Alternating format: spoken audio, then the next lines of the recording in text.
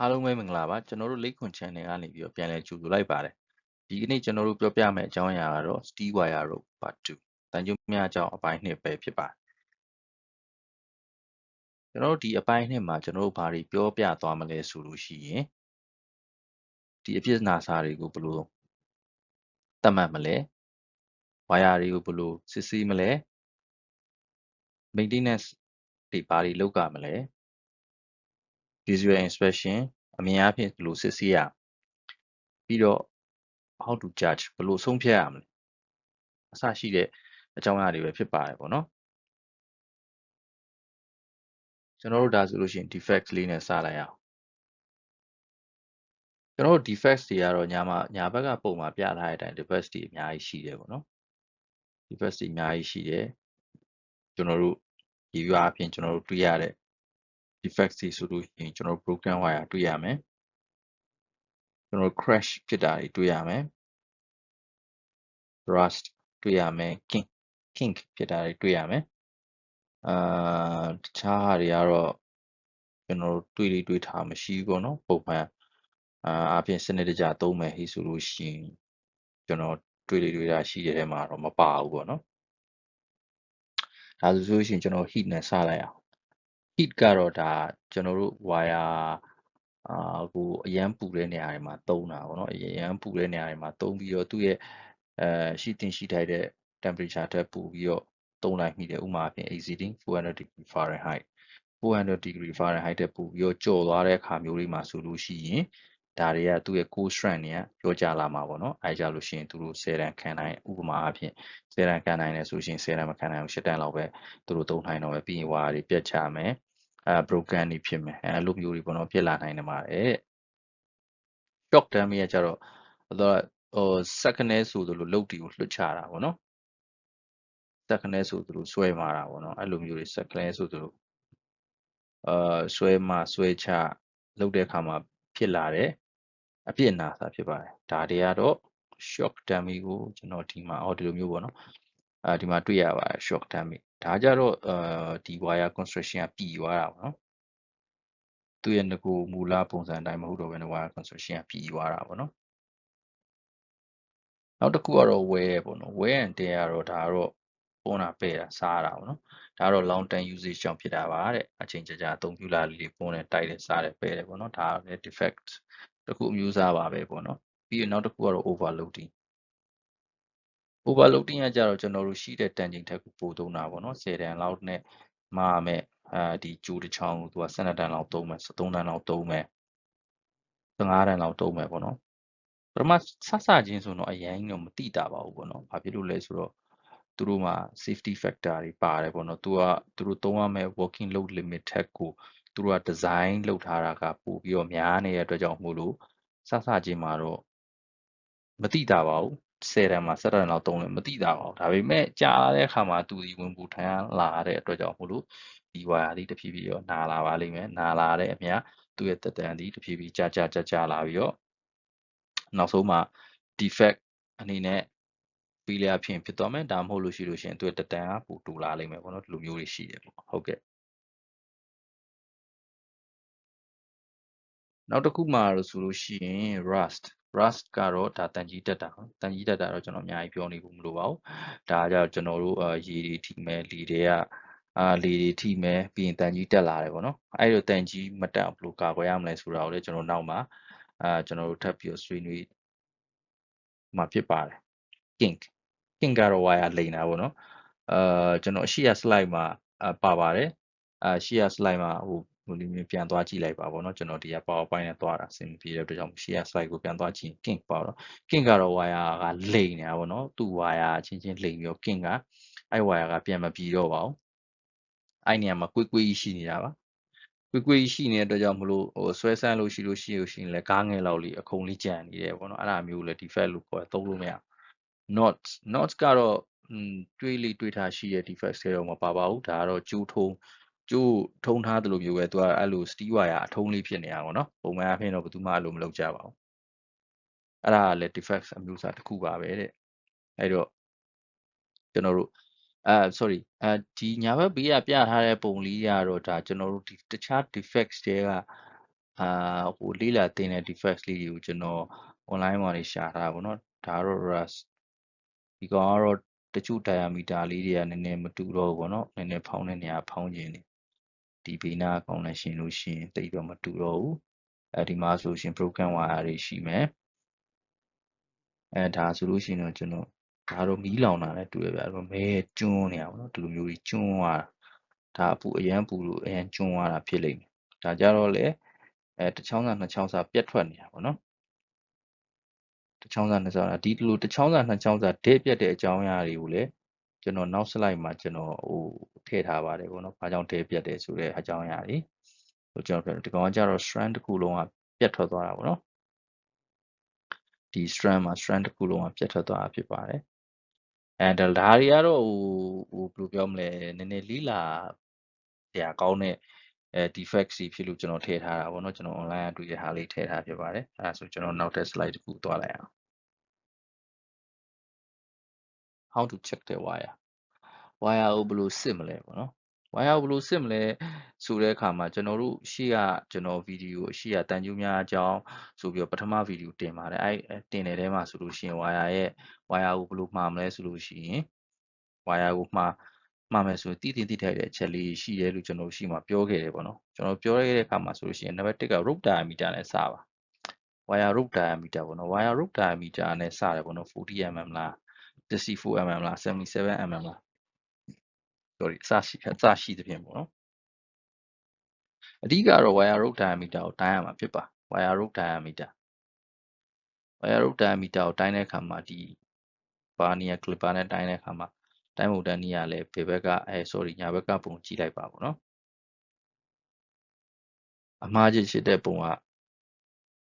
တိုင်းပုံတိုင်းနည်းမမှန်ပါဘူးတဲ့ဒီ correct လို့ရေးထားတဲ့ဒီနည်းကမှမှန်ပါတယ်ပေါ့နော်ဒီလိုတိုင်းရမှာဖြစ်ပါတယ်ဒီဘက်ကပုံလို့တိုင်းလို့မရပါဘူးအဲ့ဒါဆိုရှင်မှားပါတယ်ပေါ့နော်ဘာကြောင့် wire rope diameter ကိုတိုင်းရလဲဆိုတဲ့အခါကျတော့သူက wire rope တွေကအမြဲတမ်းသူ့မှာ tension နဲ့အမြဲတမ်းထိန်းထားတဲ့ wire rope တွေဖြစ်တဲ့အတွက်ကြောင့်မလို့သူကဒီ wire rope တွေကတဖြည်းဖြည်းဆန့်လာတာပေါ့နော်ကျိုးတစ်ခုကိုအမြဲတမ်းဆွဲထားတဲ့အခါမှာ wire rope တွေကဆန့်လာတဲ့အခါကျလို့ရှိရင်သူ့ရဲ့ diameter တွေကလျော့သွားလိမ့်ရှိလျော့ပြီးကျသွားလိမ့်ရှိတယ်ပေါ့နော်သူ့ရဲ့ diameter တွေလျော့ပြီးကျသွားလိမ့်ရှိတဲ့အခါကျလို့ရှိရင်သူ့ရဲ့ manufacturer တွေက recommend လုပ်ထားတဲ့ diameter ရဲ့အတွင်းပေါ့သူတို့ရဲ့ tolerance အတွင်းမှာမရှိတော့ဘူးဆိုလို့ရှိရင်ဒီ wire meter ကအသုံးပြုဖို့ဆက်လက်ပြီးတော့မသင့်တော့ပါဘူးပေါ့နော်သူတို့အဲ့လိုကောက်ချက်ချတာရှိပါတယ်ဒါတွေကစင်ဒီတစ်မျိုးပေါ့နော်နောက်တစ်နည်းကတော့ဘာလဲဆိုတော့ EMAG ပေါ့နော်electromagnetic inspection လို့ပဲခေါ်မလားပေါ့နော်သူကကြတော့ဘယ်လိုလဲဆိုတော့ကျွန်တော်ဒီကောင်တော့နည်းနည်းဟိုဒီဆက်ပစ္စည်းအလုပ်ပုံတော့ကျွန်တော်သေးစိတ်မသွားတော့ပါဘူးဒါပေမဲ့သူဒီဘာလုပ်နိုင်တယ်လဲကိုကျွန်တော်ဒီမှာပြောပြသွားမှာမယ်သူဘာလုပ်နိုင်တယ်လဲဆိုတော့သူဒီကျွန်တော်တို့မမြင်နိုင်တဲ့ wire rope ထဲက defects တွေကိုသူကကျွန်တော်တို့မြင်နိုင်အောင်လုပ်ပေးတယ်ပေါ့နော်ကျွန်တော်တို့မမြင်နိုင်တဲ့ wire rope တွေက defects တွေဆိုတာဘာတွေလဲဆိုလို့ရှိရင်ဥပမာကျွန်တော်တို့မမြင်ဘဲနဲ့ wire rope ထဲမှာကျိုးတွေပြတ်နေတာcorrosion ဖြစ်ပြီးတော့အနာစာတွေဖြစ်နေတာအစရှိသဖြင့်ပေါ့နော်အဓိကတော့ကျွန်တော်တို့မမြင်တဲ့နေရာမှာကျိုးတွေကပြတ်နေတာဆိုလို့ရှိရင်for example ကိုပေါ့နော် IWRC ပေါ့နော်အဲ့ဒီတဲကကိုကကျိုးတွေကပြတ်နေမယ်ဟိဆိုလို့ရှိရင်ကျွန်တော်တို့တော်တော်အနေရှိပါတယ်အဲ့တော့အဲ့လိုမျိုးစစ်တဲ့အခါမှာကျွန်တော်တို့ဒီ EMAG နဲ့ပဲစစ်လို့ရပါတယ်ကျွန်တော်တို့ visual inspection နဲ့စစ်လို့မရပါဘူး wire diameter တိုင်းလည်းဘာမှမထူးကြပါဘူးသူတို့ကဘာမှကျွန်တော်တို့ကိုအထဲမှာဘာဖြစ်နေလဲဆိုတာကျွန်တော်မသိရဘူးပေါ့နော်အဲ့တော့ဒီလို EMAG နဲ့စစ်ချလိုက်တဲ့အခါမှာကျွန်တော်တို့ဒီညာဘက်ကအောက်ကပုံကြည့်ရှင်ဒါကတော့ specialist technician ပေါ့နော်ဒါ specialist ကဒီ EMAG ကတက်ဒီပုံမှာဒီ set လေးကိုတက်ထားတယ်ပေါ့နော်သူဒီ EMAG ကိုတက်ထားပြီးတော့ဒီ wire drum ကိုသူဒီကြာ spool out လုပ်တာဒါမှမဟုတ် spool in လုပ်တာတခုခုသူလုပ်ပါလိမ့်မယ် ဖြစ်နိုင်တာတော့ဒါဒီ wire run နေ spool out လုပ်နေတာပေါ့နော်ဘာလို့လဲဆိုတော့ဒါဒီ stand ပဲဖြစ်ပြီးတော့ spool လေး machine မဟုတ်တဲ့အတွက်ကြောင့်မလို့ဒီတစ်ဖက်ကနေဆွဲနေပါလိမ့်မယ် wire ကိုဒီဘက်ကဆွဲတာပါဒီဘက်ကဆွဲနေတဲ့အခါမှာသူဒီကနေပြီးတော့ data ရလာပါတယ်ဒီ data ဒီ set ကလေးတွေဝင်ပါတယ်ဒီ set ကလေးတွေဝင်ပြီးတော့ဒီ set ကလေးကနေပြီးတော့ laptop ကိုသွားတယ်ပေါ့နော်အဲ့ laptop ကနေပြီးတော့မှအဲ့ laptop graph လေးတွေသူက record လုပ်တယ်သူက graph လေးတွေ report လုပ်ပါတယ်အဲ့ graph တဲက record မှာဘာတွေပြလဲဆိုတော့အဲ့ဒီဟို wave လေးတွေပေါ့နော် spike သူဒီအဲ့ spike ကြီးတက်သွားမတက်သွားဘူးလားပုံမှန်ပဲလားပုံမှန်မဟုတ်ဘူးလားspike ဘယ်နှခုရှိလို့ရှိရင် defects လို့ပြောလို့ရတယ်တခြားရှိသဖြင့်သူကဒါကိုကြည့်ပြီးတော့ဒီဝါသာဒီကောင်းတယ်မကောင်းဆုံးဖြတ်တာပေါ့နော်ဒါကျွန်တော်ဟိုအတွေ့အကြုံရကျွန်တော်ထည့်ပြတာပါတချို့ specialist တွေဒီတစ်ခေါက်ပဲစစ်ပါတယ်တချို့ specialist တွေ3ခေါက်စစ်ခိုင်းပါဘလို့ကွာခြားလဲတော့ကျွန်တော်အရင်ကြီးတော့မသိဘူးဒါပေမဲ့သူတို့ရဲ့ဒီ sensor ရဲ့ sensitivity ကြောင့်လည်းဖြစ်နိုင်တယ်ပေါ့နော်ဒီကောင်ရဲ့ sensing quality ဘယ်လောက်ကောင်းလဲမကောင်းဘူးမှာလဲမူတည်နိုင်တယ်အဲ့ဒါကြောင့်မို့လဲတချို့ဒီတစ်ခေါက်တည်းပဲစစ်တယ်တချို့ဒီအနည်းဆုံး3ခေါက်ယူတယ်ပြီးတော့မှ average data ကိုပြန်ကြည့်တယ်အဲ့3ခုရှားတဲ့ data ကိုသူတို့ပြန်နှိုင်းရှင်းတယ်3ခေါက်လောက်စစ်လို့ဒီမှာ spike တွေကပုံမှန်မဟုတ်ဘူးဆိုလို့ရှိရင်ဒါသူတို့ defect လို့ယူဆရတယ်ပေါ့ယူဆရတယ်ပေါ့နော်ဒါကတော့သူတို့တယောက်နဲ့တယောက်မတူဆိုတော့ကျွန်တော်ဒါဝေမျှတာပါဒါဆိုကျွန်တော်တို့နောက်ထပ် slide တစ်ခုသွားလိုက်အောင်ဒါနောက်ထပ် slide မှာကကျွန်တော်တို့ပွဲတာဒီ maintenance ပေါ့နော်ဒါတွေကို maintenance ကိုဘယ်လိုလုပ်မလဲပေါ့နော်အဓိကတော့ maintenance ဘာလုပ်ရမလဲဆိုတော့ wire ကို lubricate လုပ်ရပါမယ် lubricate ညာဘက်ကပုံမှာကတော့ဘာလုပ်ပြီးထားရလဲဆိုတော့ကျွန်တော်တို့ဒါသူတို့ lubricate လုပ်တဲ့ဒါ lubricate လုပ်တဲ့ set ပေါ့နော်ရှင်းပြောရမယ်ဆိုလို့ရှိရင်တော့ဒါဒီစောစောကကျွန်တော်တို့email လုပ်တဲ့ဟို reading လုပ်တဲ့ set လေးနဲ့နည်းနည်းတော့တူတယ်ဒါပေမဲ့သူ့ရဲ့ construction ကဘယ်လိုလဲဆိုတော့ဒီ hose ကနေပြီးတော့ကျွန်တော်တို့ grease တွေလာပါတယ်ကျွန်တော် high pressure နဲ့ pump လုပ်လိုက်တဲ့ grease တွေကဒီထဲကိုတိုးဝင်လာပြီးတော့ဒီ wire ရဲ့ပတ်လည်ကိုသူကရောက်သွားတယ်ပေါ့နော်အဲ့လိုရောက်သွားတဲ့အချိန်မှာဘာလုပ်ကလဲဆိုတော့အဲ့လိုရောက်သွားတဲ့အချိန်မှာဘာလုပ်လဲဆိုတော့ဒီ rope ကိုဒါဆွဲထုတ်တာပေါ့နော်ဒီလိုဆွဲထုတ်တာဆွဲထုတ်တဲ့အခါမှာဆိုလို့ရှိရင်ဒီဘက်မှာတေချာကြည့်လို့ရှိရင်ဒီဘက်ချမ်းမှာ grease တွေကတိတ်မရှိပါဘူးဒီဘက်ချမ်းမှာတော့အရှံပယ်ရှိနေတာကိုတွေ့ရပါမယ်အဲ့တော့ဒီဘက်ချမ်းဒီ grease ထုတ်ပြီးသားထွက်လာတဲ့ wire ဘက်ချမ်းဖြစ်ပါတယ်ဒီဘက်ကတော့ grease မတုတ်ရသေးတဲ့ဘက်ချမ်းဖြစ်ပါတယ်အဲ့လိုနှစ်ချမ်းကိုတွေ့ရမှာပေါ့နော်အဲ့တော့သူ့ရဲ့အထက်ကကတော့ရှင်းပါတယ်ရောက်လာတဲ့ grease တွေကိုဒါ wire တွေရဲ့ strand ကြီးကြားတဲ့ပတ်လည်ရအောင်လုပ်ပြီးရဲ့ပြီးသွားလို့ရှိရင်ဒီ device ကိုဒါကတော့ hold လုပ်ထားရပါတော့ lashing cargo lash နဲ့သူက hold လုပ်ထားပြီးတော့ဒီ wire တို့ကိုပူအောင်လုပ်လိုက်ဒီ direction တိုင်းကိုပူအောင်ပြီးတော့လို့ရှိရင်ကျွန်တော်ဒီမှာဒါ grease တွေကိုတွေ့ရပြီပေါ့နော်သူ့ရဲ့အဓိကရဲ့ main point ကဘာလဲဆိုတော့ to reduce the friction ပေါ့နော် friction ဆိုပုတ်တိုက်မှုအားကိုပြောကြစီဖို့ဖြစ်ပါတယ်တဲ့ individual wire အချင်းချင်းပုတ်တိုက်မှုတွေအားသူကဘလိုမျိုးမှာပုတ်တိုက်လဲဆိုတော့ wire အကုန်လုံးကိုသူက drum ပေါ်မှာရစ်ထည့်လိုက်တဲ့အချိန်မှာ wire တွေတစ်ချောင်းနဲ့တစ်ချောင်းပိနေရပါအဲ့လိုပိနေတဲ့အချိန်မှာသူတို့ကအမြဲတမ်း friction ရှိပါတယ်အဲ့ friction ကိုရောကြစေဖို့အတွက်ဖြစ်ပါတယ်အဲ့လို friction ကိုရော့ကျစေဖို့မလုပ်နိုင်ဘူးဆိုရှင် wire တစ်ခုနဲ့တစ်ခု crash ဖြစ်ပြီးတော့ wire တွေက damage ဖြစ်လာနိုင်နောက်တစ်ခုကဘာလဲဆိုတော့ corrosion protection corrosion ဆိုတာစောစောပြောတယ် rust ပါတန်ကြီးတက်တာပါအဓိကတန်ကြီးတက်တာကို protect လုပ်ဖို့ဖြစ်ပါတယ်ဘာကြောင့်လဲဆိုတော့ဒီ wire ကို grease တုပ်လိုက်ခြင်းအပြင်ရေလေတွေနဲ့အရင်direct ထိတွေ့မှုမရှိတော့တဲ့အတွက်ကြောင့်မို့လို့ corrosion ဖြစ်ဖို့ wire မှာ chance တော်တော်နည်းသွားပါတယ်ကျွန်တော်နောက်တစ်ခုပို့ဆက်လိုက်အောင်အဲ့တော့ lubrication ပေါ့နော် lubrication မှာကျွန်တော်ကြည့်မယ်ဆိုလို့ရှိရင်အမျိုးအစားနှစ်ခုရှိပါတယ်တဲ့ penetrating နဲ့ coating ဖြစ်ပဲပေါ့နော် penetrating နဲ့ coating penetrating ဆိုတာထိုးဖောက်ပြီးတော့အထဲထဲကို ရောက်သွားတဲ့အမျိုးအစားဖြစ်ပြီးတော့ coating ဆိုတာတော့အပေါ်ယံလေးပဲတက်ပြီးတော့လုပ်သွားတာပါပေါ့နော်အပေါ်ယံလေးပဲတက်ပြီးတော့အုပ်ထားတဲ့ lubricate အမျိုးအစားဖြစ်ပါတယ်အဲ့ဒါဆိုလို့ရှိရင်ကျွန်တော်တို့စောစောရှိရ slide မှာပြထားတဲ့ lubricate ကရောဘာမျိုးအစားဖြစ်မလဲ grease ကရောဘာမျိုးအစားဖြစ်မလဲ penetrating လား coating လားဒါတွေကိုတော့ကျွန်တော်တို့ဆက်ပြီးတော့ဆွေးနွေးသွားမှာဖြစ်ပါတယ် penetrating lubricant ဆိုတာကတော့ petroleum solvent ပါတဲ့ lubricant မျိုးစားဖြစ်တယ်ပေါ့နော်သူကတော့အရန်ကိုခက်ကြဲကြဲဖြစ်တဲ့ lubricate မျိုးစားဖြစ်ပါတယ်သူ့ကိုဘာဖြစ်လို့သုံးလဲဆိုတော့petroleum solvent ပါတဲ့ဟာဘာဖြစ်လို့လဲဆိုလို့ရှိရင် wire ရဲ့ဟိုးပဲအနက်ရှိုင်းဆုံးဖြစ်တဲ့ core ထီကိုသူကရောက်အောင်သွားပြီးတော့အဲ့ core ပါ lubricate လုပ်ပေးနိုင်လို့ဖြစ်ပါတယ်ဒါညာဘက်ကပုံကိုကြည့်မယ်ဆိုရှင် the foam penetrating type the wire တို့ဖြစ်ပါတယ်ပေါ့နော်ဒီလိုမျိုးခပ်ပါးပါးလေးအဲ့လိုသူ့ရဲ့ lubricant အမျိုးအစားသူကခပ်ပါးပါးလေးနဲ့ခက်ကြဲကြဲလေးဖြစ်ပါတယ်ပြီးတော့ရှင်သူကဒီအဲ့ wire rope တွေရဲ့ strand နဲ့ကြားထဲဝင်ပြီးအဲ့ကိုးထီကိုရောက်ပြီးသူက lubricate ဖြစ်ပါတယ်ကိုယ်ကို protect လုပ်တယ်ပေါ့နော်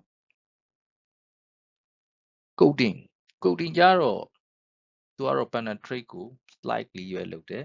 နည်းနည်းလေးပဲ penetrate လုပ်တယ်သူက sealing the outside of the cable ရဲ့အပြင်မျက်နှာပြင်ကိုသူက seal လုပ်တယ်အဲ့လို seal လုပ်ခြင်းအပြင် moisture တွေပြီးတော့ရှင် reducing wear ပေါ့နော်စောစောပြောတဲ့ပုတ်တိုက်တာတွေ wear and tear တွေသူရောကြစေတယ်သူကတော့အထဲထဲကကိုယ်တားကြီးprotection မပေးဘူးပေါ့နော်ဘာလို့လဲဆိုသူမှာ penetrating quality တိတ်မရှိဘူးအဲ့ဒါကြောင့်မလို့ပဲဖြစ်ပါတယ်ကျွန်တော်တို့နောက်ထပ် slide တစ်ခုကိုသွားလိုက်အောင်ဒါတော့ဒီနောက်ထပ် slide တစ်ခုမှာကျွန်တော်တို့မြင်ရတာကတော့ပုံးလေးနှစ်ပုံပေါ့နော်ဘယ်ဘက်ကဟာတော့ Bellry ဖြစ်ပါတယ်နောက်တစ်ခုကတော့ကျွန်တော် Williamson ကရောင်းတဲ့ grease အဲ့ပုံကျွန်တော်ဖြည့်ညက်ကလုပ်ပြီးပြီးနာ paste လုပ်ထားဖြစ်ပါတယ်ဒီ barrier trend နဲ့ဟာဒီဆိုတော့ပြောရကျွန်တော်တို့ penetrant lubricant အမျိုးအစားဖြစ်ပြီး lubrication မျိုးစားဖြစ်ပြီးတော့ဒီဘက်ကပုံးလေးနဲ့ pill ပေါ့နော်ဒီလေးပုံးလေးနဲ့ဟာဒီ grease type coating type အမျိုးအစားဖြစ်ပါတယ်သူ petroleum lubricant တွေပေါ့နော် penetrating lubricant တွေကသူ high temperature မှာဆိုလို့ရှိရင်အရေးပြောတယ်ပေါ့နော် high temperature မှာဆို can drip off သူကအဲ့လိုပြောပါတယ်ကျွန်တော်တို့ခဏခဏကြုံရပါတယ်ဒီကိစ္စဒီပြဿနာပေါ့နော်ကျွန်တော်တို့ဒီ grain တွေမှာကျွန်တော်အဲ့ sorry စီးတောင်ဖြစ်တယ်အဲ့ဒီ lubricant တွေကိုကျွန်တော်တို့တုပ်လိုက်ပြီးဟေ့ဆိုလို့ရှိရင်အဲ့အမဲစီတွေကတပြစ်တောက်တောက်နဲ့ကိုကြတာအဲ့လိုတပြစ်တောက်တောက်နဲ့ကိုကြားတဲ့အခါလို့ရှိရင်ပြလာတဲ့ main jet ပေါ်မှာတော်တော်ရုပ်ဆိုးတယ်ပေါ့နော်တော်တော်ကြီးရုပ်ဆိုးပါအဲ့လိုမျိုးတွေကျွန်တော်တို့ခဏခဏကြုံရတယ်ပေါ့နော်ဒါပေမဲ့လည်းသူ့မှာကောင်းကွက်တွေရှိရတဲ့ကြောင့်မလို့ကျွန်တော်တို့သုံးပါတယ်ပြုတ်ကြတဲ့ဟာတွေကိုရှင်းတာတော့နောက်တစ်ပိုင်းပေါ့နော်ဒါတွေကို cold temperature environment သုံးလို့ရှိရင်တော့ဒါပို့ပြီးတော့quality ကောင်းရမှာပေါ့နော်ကျွန်တော်တို့အရန်ပူတဲ့ဒေတာတွေမှာဆိုလို့ရှိရင်တော့ဒါကစောစောပြောသလိုမျိုးပဲအမဲဆက်တွေကြာမှာပေါ့နော်အဲ့လိုအမဲဆက်တွေကြာမယ်သူအယောင်ပေါ့နော်အယောင်တိုင်းပြန်ကြာမှာပေါ့နော်ဝိုင်းအောင်ဆိုဝိုင်းအောင်နေပြန်ကြာမယ် various type of grease are used for the wire rope lubrication grease မျိုးစားတော်တော်များများကိုလည်းကျွန်တော်တို့ wire rope lubrication နဲ့သုံးပါတယ်ဆိုတော့ကျွန်တော်တို့ရှိမှကြီးခဲ့တဲ့lubrication အမျိုးအစားပေါ့နော်ကျွန်တော် lubricate လုပ်နေကျိုးကြီးဆွဲပြီး lubricate လုပ်နေတာကြီးအဲ့ဒါတော့ grease အမျိုးအစားဖြစ်ပါတယ်ဆိုတော့ပြောခဲ့တဲ့အတိုင်းပါပဲသူတို့မှာ penetrating quality တိတ်မရှိဘူးအဲ့ဒါကြောင့်မို့လို့သူက coating သဘောမျိုးစားဖြစ်ပြီးတော့ဟို surface ကိုပဲ protect လုပ်တယ်ပေါ့နော်ဒါကတော့နောက်ဆုံးအပိုက်ကတော့ဒါတော့ vegetable wine တော့ဒါ environmental friendly wine ပေါ့နော်ဒါတွေလည်းရှိတယ်ပေါ့နော်ဒါတွေလည်းရှိပါတယ်environmental friendly wine တွေလည်းရှိပါတယ်နည်းနည်းတော့ဈေးကြီးတယ်ပေါ့နော်ကျွန်တော်တို့ဒီပုံမှန် commercial ဒီlubricant တွေဆာလို့ရှိရင်တော့သူကဈေးပိုကြီးပါတယ် ဒါဆိုလို့ရှိရင်ကျွန်တော်နောက်ထပ် slide တစ်ခုသွားလိုက်အောင် okay ဒါဒီအပိုင်းပေါ့နော်ဒါ broken wire ပေါ့နော်ဒီပိုင်းကတော့နည်းနည်းဟိုအနုပညာနည်းနည်းဆန်တယ်ပေါ့ artistic နည်းနည်းဆန်တယ်ဒီကောင်ကဒီ wire ကျိုးလေးပြတ်တဲ့ပုံကိုကြည့်ပြီးတော့ဒါဘာကြောင့်ပြတ်တာလဲဆိုပြီးတော့စဉ်းစားရတာပေါ့နော်စုံတော့လို့ပဲပြောရမလား detective လို့ပဲပြောရမှာအနုပညာပိုင်းဆန်တယ်လို့ပဲပြောရမှာသူကဒါအနုပညာဆန်တာဒီဒါလေးပြတ်တဲ့ဘဝကိုကြည့်ပြီးတော့ဒါဘာကြောင့်ပြတ်တာလဲဆိုပြီးတော့တွေးရတာပေါ့နော်ကျွန်တော်ဒီပိုင်းကိုကြိုက်ပါတယ်ဒီပထမဆုံးကျွန်တော်တို့ပုံကြည့်လိုက်မယ်ဆိုလို့ရှိရင်ပထမဆုံးပုံပေါ့နော်ဒီအပေါ်ကပုံကြည့်လိုက်မယ်ဆိုတော့ကျွန်တော်တို့ wire လေးကထချမ်းကိုပြက်နေရထချမ်းကိုပြက်နေရပါထချမ်းကိုမှလုံးဝတိတိမိမိကိုထချမ်းကိုပြက်နေတာပါဒီဒုတိယ wire ကိုကြည့်မယ်ဆိုလို့ရှိရင်တော့ဒါကတော့ဒါ wire တစ်ခုတည်းကိုပုံဖော်ပြတာပြီးတော့ဒါဒုတိယမှာတော့ wire rope တစ်ခုလုံးကိုမတွေ့ရတဲ့အပြစ်နာစာမျိုးဖြစ်ပါဒါမျိုးလေးတွေဆိုရင်ထချမ်းကိုပြတ်ထွက်နေတာပေါ့နော်တုံးဝဟိုအနုပညာစံတာလုံးဝဟိုတကြံလေးပြတ်ထွက်နေတာလုံးဝလှလှပပယူပြတ်ထွက်နေတာအဲ့လိုမျိုးပြတ်ထွက်နေတာဟာဘာကြောင့်လဲဆိုလို့ရှိရင်တဲ့သူက fatigue ကြောင့်ဖြစ်ပါတယ် fatigue ဆိုတာကတော့ဟိုဒါကတော့ fatigue ဆိုတာကတော့ဘယ်လိုပြောမလဲပေါ့နော်သုံးတာထက်ပိုသုံးတယ်လို့ပဲပြောရမလားသူ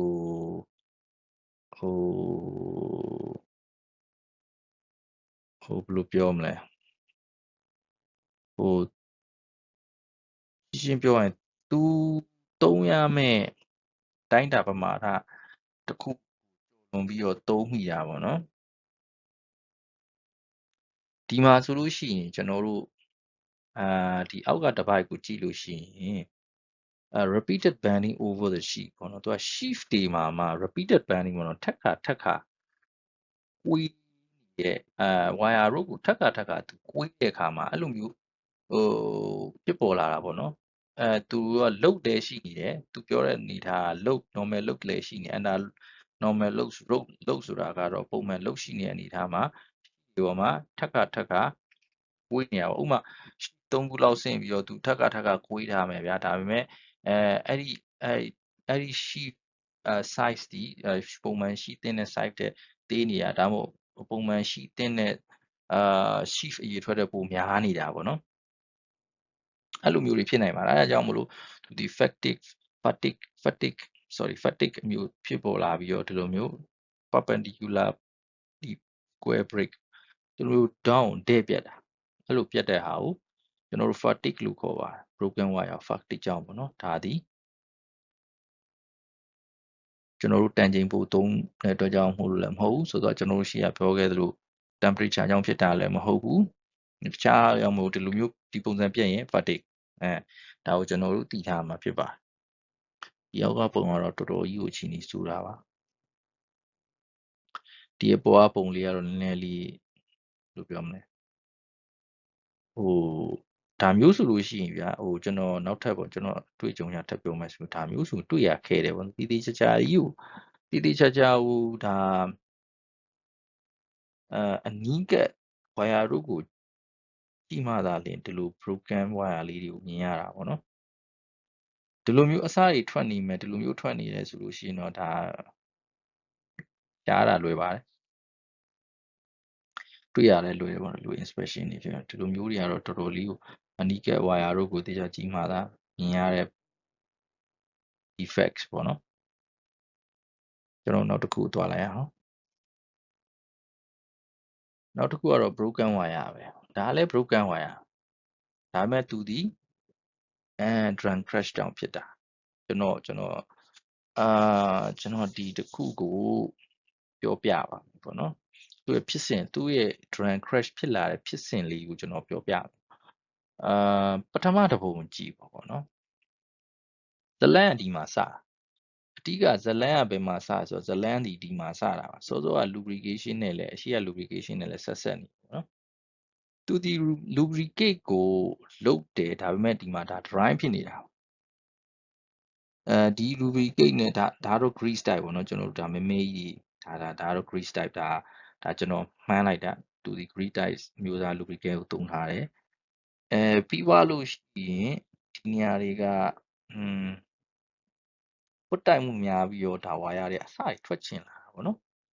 ဒါ drum ထဲမှာပွတ်တိုက်မိပြီးတော့โอเคဒါကျွန်တော်တို့ဗမာအတန်ပြရင်ဝါယာကြိတ်တာပေါ့နော်တကယ်အဲ့ဒီဝါယာတွေကိုကျွန်တော်တို့ drum ထဲကိုဆွဲထည့်ပြီးတော့ကြစ်လိုက်တဲ့အခါကျလို့ရှိရင်ဒီလိုမျိုးကောင်းကောင်းအစီအစဉ်မကျတဲ့အခါဝါယာတွေကကောင်းကောင်းအစီအစဉ်တကျမဝင်သွားတဲ့အခါမှာဆိုလို့ရှိရင်ဝါယာတွေကတစ်ခုနဲ့တစ်ခုပွတ်တိုက်မှုဖြစ်ပေါ်ပါတယ်အဲ့ပွတ်တိုက်မှုမှာ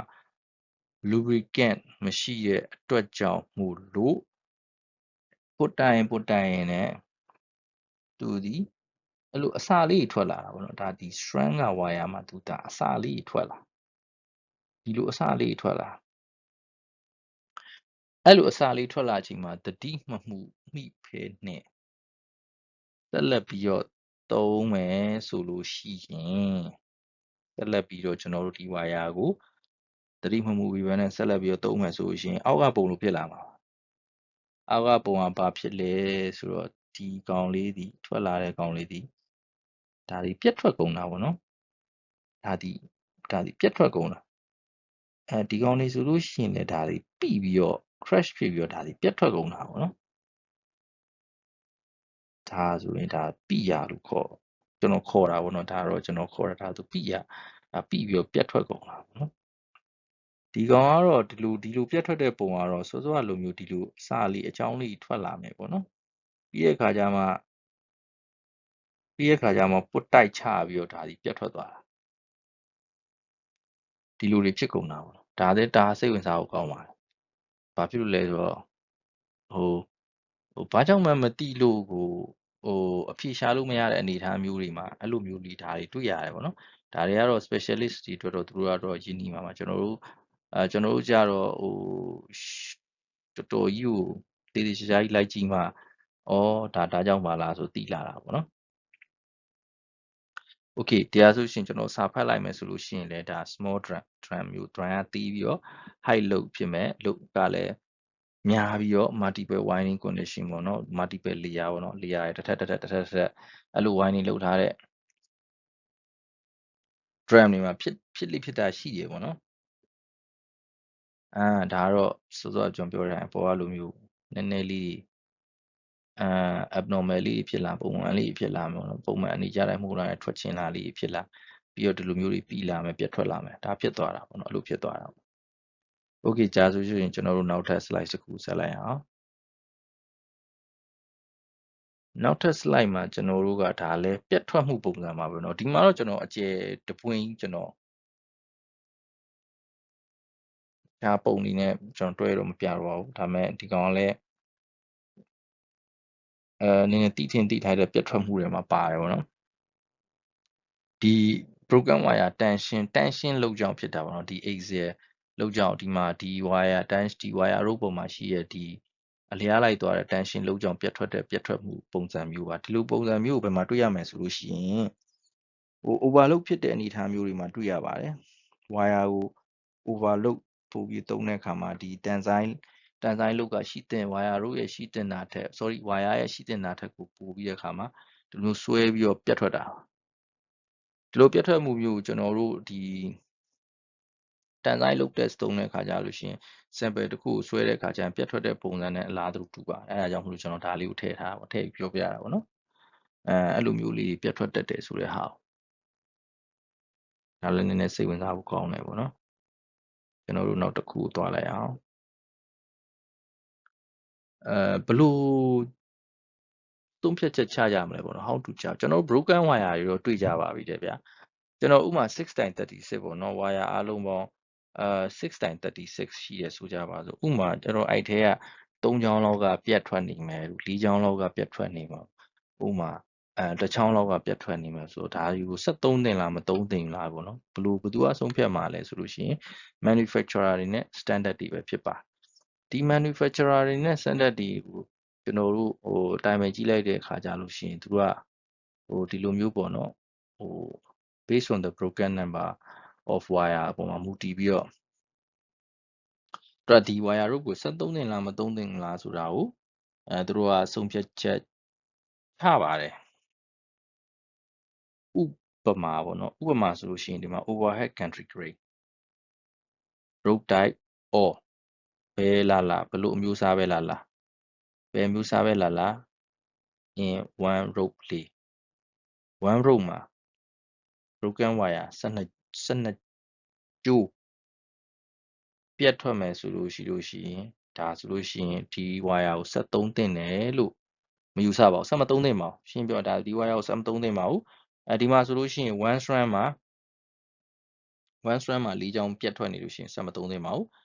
one wire တို့တစ်ခုလုံးမှာ12ချောင်းပြတ်ထွက်နေဆက်မသုံးသင့်ပါဘူး at the end connection wire end connection မှာ2ချောင်းပြတ်ထွက်နေဆက်မသုံးသင့်ပါဘူးဆိုလိုတဲ့သဘောကအစုံနာရောက်လေပို့ပြီးတော့ critical ဖြစ်လေဒါတလို့ဆိုလိုတာပေါ့နော်ဒါသူ့ရဲ့ပြတ်ထွက်တဲ့အပေါ်မှာမူတည်ပြီးတော့သူ့ရဲ့ဒါတက်ရောက်မှုမှာwire end connection မှာဆိုပို့ပြီးသတိထားရမယ်ဒါကိုပြောတာဖြစ်ပါတယ်ဒီမှာဒီဇာတ်နှစ်ခုမှာမတူပါဘူး running rope နဲ့ standing rope နဲ့မတူပါဘူး running rope ဆိုတာဒီလိုအမြဲတမ်းရွေ့လျားနေတဲ့ rope ကိုခေါ်တာပါဥပမာ main block တွေပေါ့နော်အတက်ဆင်းတွေရှိမယ် bone up down တွေရှိမယ်ဒီလို wire rope တွေကိုrunning rope လို့ခေါ်ပါတယ် standing rope ကကြတော့ဘယ်တော့မှရွေ့မနေဘဲနဲ့အမြဲတမ်းပဲဒီပုံစံတိုင်းပဲရှိနေတဲ့ rope တွေပေါ့နော်ဒါတွေတော့ standing rope လို့ခေါ်ပါတယ်အဲ့တော့ဒီမှာဒီနှစ်ခုမှာ